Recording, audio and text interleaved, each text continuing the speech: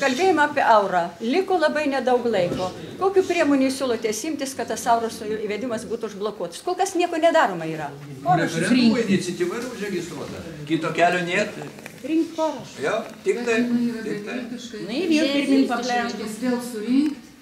Šansų mažai. Šansų tikrai mažai, bet kito kelio nėra. Kitas kelias tik revoliucija. Bet mes tam tikrai nepasiruošę, juk neisimės kaip sėdėm su Molotovo kokteiliais, nu tikrai neisim. Tai vadinasi, arba tas referendumas, bet suprantat, kas yra? Man žiūrėkit, net ir žemės tas referendumas privertė sujudėti tuos sustabarėjusius protus. Senai sakiau, reikia senai daryti. Bet tai vis tiek nepriima saugiklių, netgi. Jeigu tai priima, tai priešimą.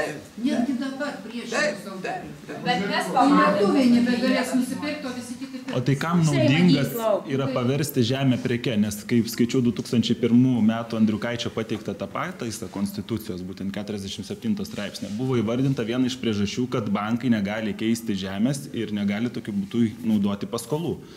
Tai Žiūrėkit. Šita priežastis irgi buvo, bet yra fundamentalesnė priežastis, jinai nuskambėjo iš tos pusės. Ir jinai yra reali. Nusutikit, kad mes esam pasimetę, aš ne apie save kalbu apskritai. Mes tik pabėgom iš vienos santvarkos. Mes tikėjomės, kad mūsų klausimai išsisprendė. Dabar žmonėm aiškėja, kad ne.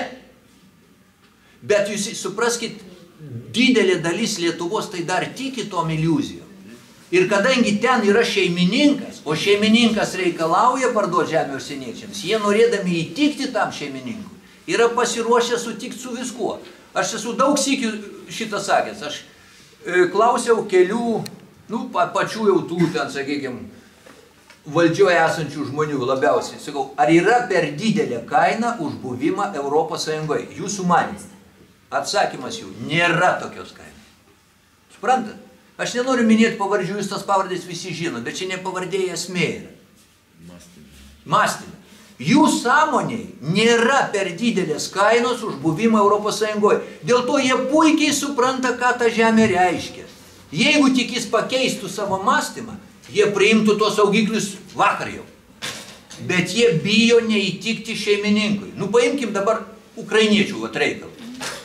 Jiems siūlo pasirašyti tą asociacijos sutartį. Pagal tą asociacijos sutartį jie praranda viską, negauna nieko.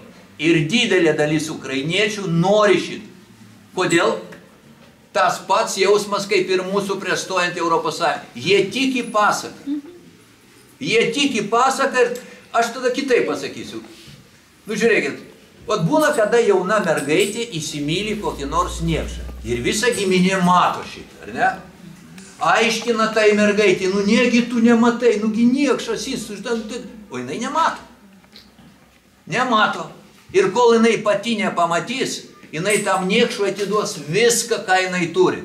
Tai mes buvom tokie, didelė dalis mūsų tokiais išlieka šiandieną, ir tie ukrainiečiai, kur šiandieną stovi Maidane, jie yra tos įsimylėjusios mergaitės, kurios nemato. Tam tikrą prasme, man tas yra lygiai toks pat įsimylėjęs jaunuolis.